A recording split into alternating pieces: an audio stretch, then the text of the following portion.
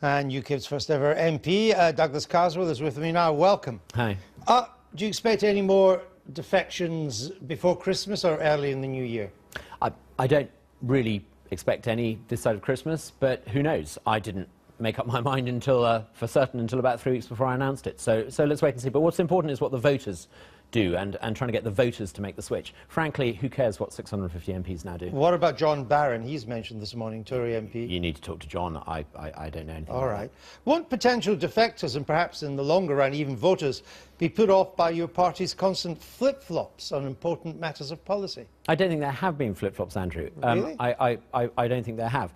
I think there have been a couple of occasions late in the campaign when Mark, under a great deal of pressure, very late in the day after a long campaign, answered a question rather clumsily, but there's absolute clarity on UKIP's policy. Well, let's look at that one, because when Mark Reckless said that EU citizens could stay here during a transition period to a British exit until permanent arrangements were agreed, that was your party's policy. No, that wasn't. That was simply wrong. He made a mistake at the end of a campaign. Let's be clear about he says he was sore about it. He says he was sore about it. He said the policy changed on Wednesday, and I'm a bit sore about it. UKIP's position is very straightforward. We want something very reasonable. We want to control our borders. What would be unreasonable is to put a question mark over the legitimate residency rights of people who've come here legitimately. I think what Mark said was that he was feeling sore. Yeah. Mark and I have gone from being 2 MPs in a party of 300 to being 2 MPs, UKIP's only 2 MPs. And if you're going to do that, yep, sometimes you've got to learn that it's not just what you say that counts, it's what people hear. But he didn't say he misspoke. He said the policy changed on Wednesday, no. And I'm a bit sore about how that came out. No, UKIP's policy has never, ever so he's wrong. UKIP's policy has never been to suggest that people who are here legitimately should leave. That's absolutely wrong. UKIP's policy is that we have control over our borders, and that is perfectly reasonable. What would be totally unreasonable is to question the legitimate right of people to live here. Let's look at other flip-flops, as they would seem.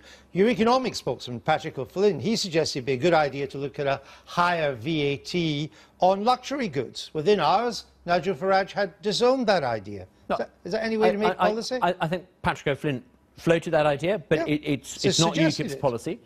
It's right to make a suggestion, but it's not UKIP's policy. But Mr Farage said we're not even going to look at it. It won't happen. It's right that our team of spokesmen make suggestions and suggest ideas that might go in the manifesto. But like all the other parties, we have people who make suggestions and views, but what appears in the manifesto is something that we'll look at and work at and will be announced before the next general election. And I'll come on to that in a minute, but it isn't just other members of the party that Mr Farage contradicts. He contradicts himself.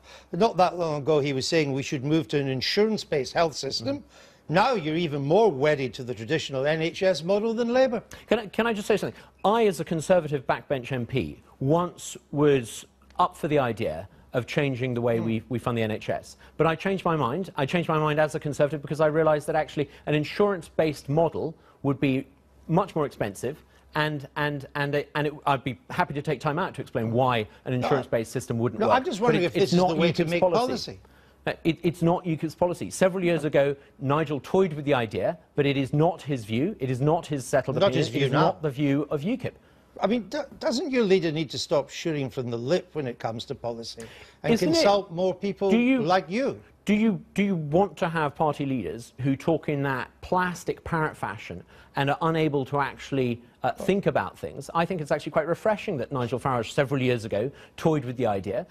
It's not UKIP policy, but you know, do you want party leaders who talk in cliches? I think we would like politicians to have thought things through before they open their mouths. You're quoting something he said several years ago. If I was to quote everything you had said several years ago, Andrew, we might be able to find 1 or 2 inconsistencies in that too. Well, maybe, but I'll leave you to try and find that out. Who does make policy? Who determines policy in your party? There's a national executive. Are you on it? No, I'm not. There is a national executive, and there is a process that they're going to put in place to draw up a manifesto. And it's really important that we don't just have policies that talk about European immigration. We will have policies in there that talk about public service reform. We address the fact that Britain today is run in the interests of vested interests, in the energy markets, in banking, in politics. Okay. We need real change, and the manifesto will offer proposals there. Will you and Mark Reckless have a say on party policy? I'll have some minor contribution, but just I'm minor contribution? I'm one of many people in UKIP.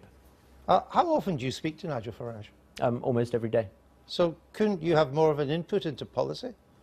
But I mean, you're the first MP. You've only got two. I'm one of a party of 40,000.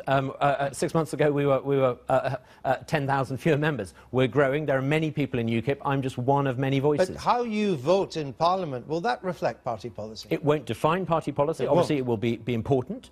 But you know, UKIP is more than just the Member of Parliament for Clacton and the Member of Parliament for Rochester. There is a good team we have of MEPs. We got 24 of them, and they have portfolios and briefs, and they will define policy on certain areas. But you only have two MPs. We expect people, as they vote as MPs, to broadly reflect their party's policy. And that Are you saying you can just make it up as you go along? No, you're going from one extreme, and you're flip-flopping. You're going from one extreme to the other, if I may say. I still don't know who determines your policy in the end. We have a national executive that puts in place a team that will write the manifesto, just like the Conservative Who chose this Party. national executive?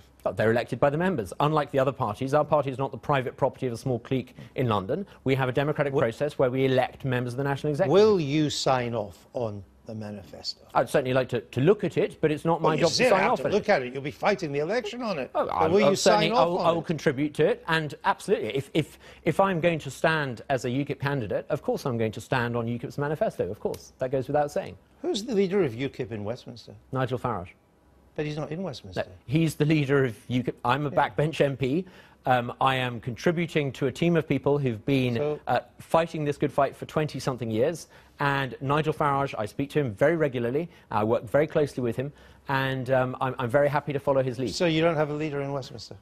Nigel Farage is UKIP's leader in Westminster. You have a leader who's actually in Westminster. Well, he's actually in the European Parliament. He's yet to be elected to Westminster, but you know, let's see what the world looks like in 5 months' time. All right, we will indeed. Thank you. Douglas Carswell, thank you.